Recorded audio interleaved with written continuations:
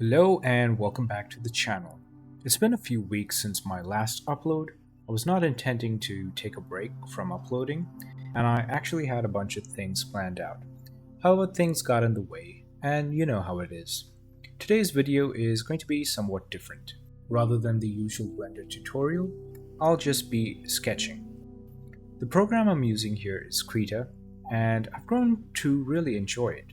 I can't remember the last time I used Photoshop for sketching or painting.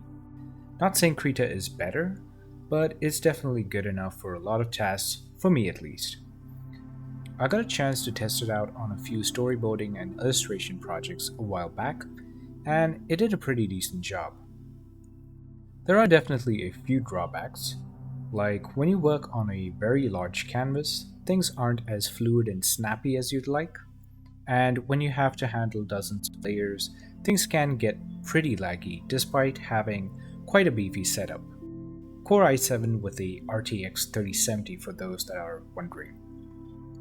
So anyway, I've been playing Fallout Classic recently, and I never anticipated that it would be so much fun to play. It is definitely hard to get into, at first, dated graphics and all, as well as very different mechanics compared to the newer games. So there is a bit of a learning curve there. But once you get past that, it's actually worth playing. Fallout was something I just never got into prior to this. It just flew under my radar when I was growing up.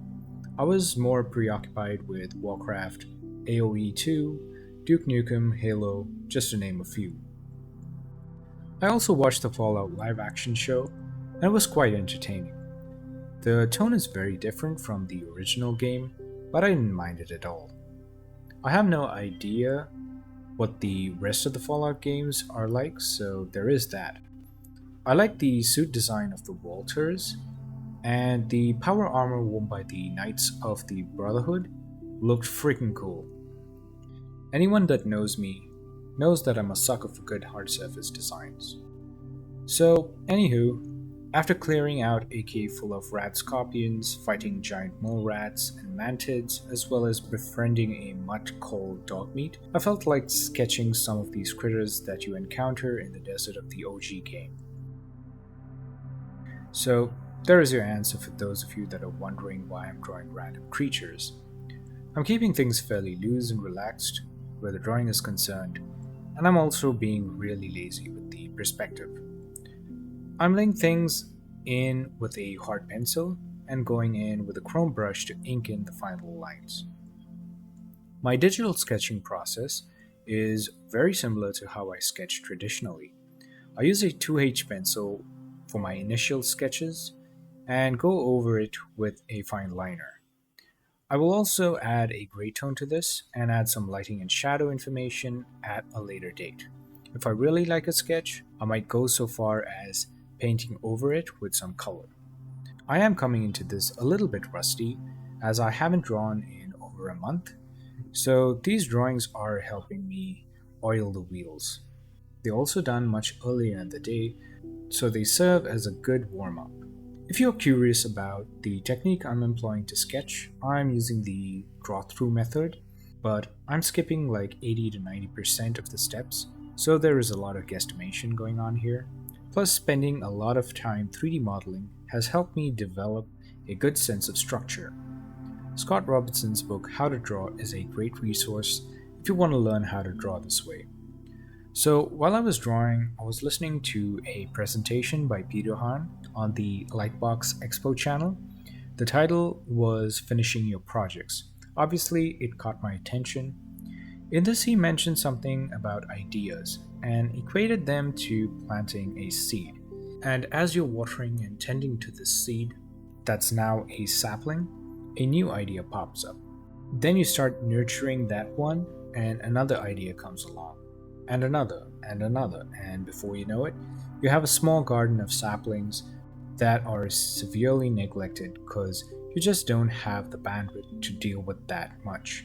And man, I'm one of those people who've got a whole field of saplings that have just wilted for several reasons. Sometimes it's not original enough, or I just don't have the time now and hope that I will in the future, because whatever it is I started had grown in scale and feels like I bit off more than I can chew. Other times it's lack of motivation, etc. I've got diaries full of ideas, artists full of unfinished projects, abandoned sketchbooks, and somehow I find time to start yet another one. Crazy, I know. He goes on to offer a solution to this by creating an opportunity for yourself so that the goal is more tangible. There's a deadline, so you have to hold yourself accountable rather than working on it when you feel like.